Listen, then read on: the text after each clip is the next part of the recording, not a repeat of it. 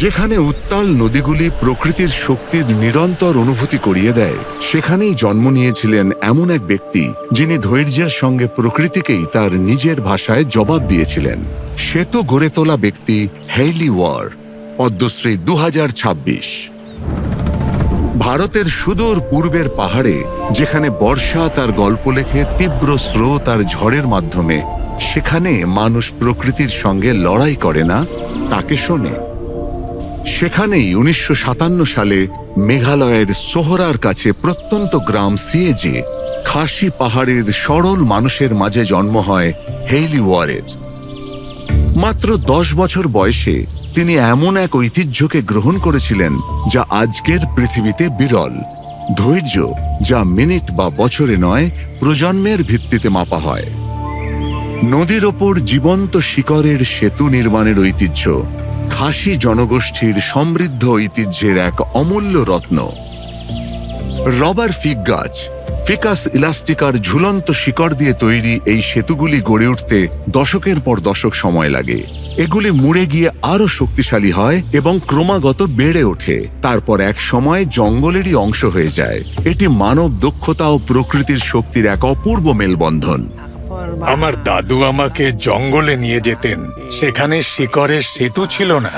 সেখানে মানুষকে নদী পার হতে হলে বহু মাইল হাঁটতে হতো। আমাদের কৃষি জমিতে যাওয়ার এটাই ছিল একমাত্র পথ। আমার দাদু আমাকে দেখিয়েছিলেন কিভাবে জীবন্ত শিকড়ের সেতু তৈরি করতে হয়। তিনি আমাকে শিখিয়েছিলেন কিভাবে শিকড় বেছে নিতে হয় এবং তাদের যত্ন নিতে হয়, কিভাবে নদীর ওপারে সেগুলিকে ভর দিয়ে ধরে রাখতে হয় যতক্ষণ না তারা যথেষ্ট শক্ত হয়ে ওঠে। তিনি আমাকে বলেছিলেন, এই সেতুগুলি নদী পার হতে সাহায্য করবে না, এগুলি আমাদের পরিচয়েরও একটি অংশ হয়ে উঠবে।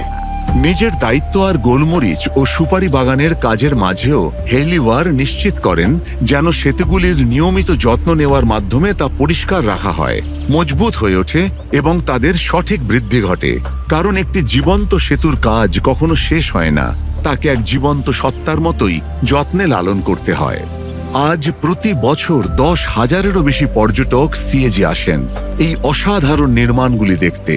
তারা আসেন এদের সৌন্দর্য, এদের মধ্যে লুকিয়ে থাকা প্রজ্ঞা এবং এমন এক প্রকৌশলের আকর্ষণে যা কোনো দূষণ সৃষ্টি করে না।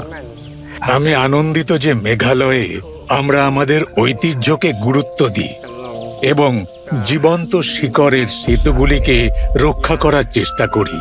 এতে শুধু আমি সম্মান পাইনি, সম্মান পেয়েছে আমার পরিবার, আমার গ্রাম, আমার দাদু, আমার বাবা, যারা আমাকে প্রকৃতির বিরুদ্ধে নয়, তার সঙ্গে মিলেমিশে বাঁচতে শিখিয়েছেন। Shri Hailey War, Padmashri 2026।